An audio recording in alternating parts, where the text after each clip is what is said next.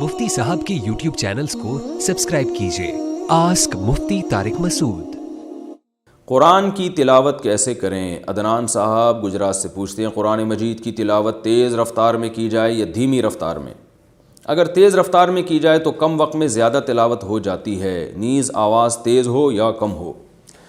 अदनान भाई, ख़वातीन अगर तिलावत करें तो उनको तो धीमी आवाज़ से करनी चाहिए, ऊँची आवाज़ से नहीं करनी चाहिए। मर्द अगर तिलावत करे तो ऊंची आवाज़ से तिलावत करनी चाहिए, इतनी ऊंची ना हो कि लोग डिस्टर्ब होना शुरू हो जाएं, घर के अफराद परेशान हों। लेकिन इसकी बड़ी बरकत होती है, घर में जब ऊंची आवाज़ से तिलावत होती है तो हदीस से ये बात साबित है कि उससे शयातीन के असरात घर में ख़त्म होते हैं, फ़रिश्ते उस तिलावत को सुनते हैं, उससे बरकतें होती हैं।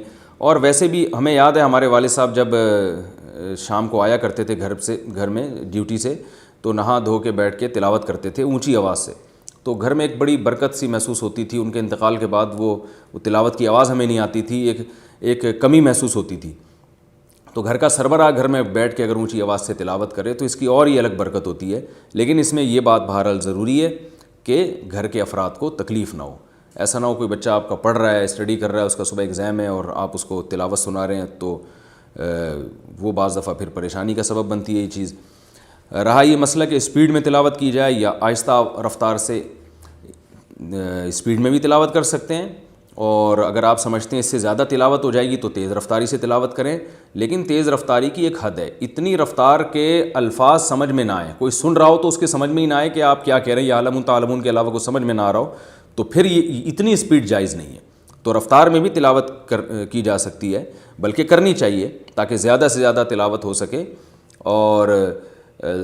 और उस रफ़्तार में तजवीद के क़वाइद का ख्याल करना चाहिए। हाँ, अगर समझ के कुरान पढ़ रहे हैं, आपको अरबी आती है माशाल्लाह, तो फिर इतनी स्पीड हो कि आपको ये पता भी चले कि आप यानी मफ़हूम की तरफ भी आपकी तवज्जो जाए।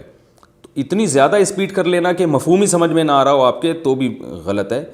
तो अगर कुरान समझ के पढ़ेंगे तो फिर इतनी रफ़्तार होनी चाहिए कि आपको एक एक आयत पे गौर करने का मौका मिले। आस्क मुफ्ती तारिक मसूद।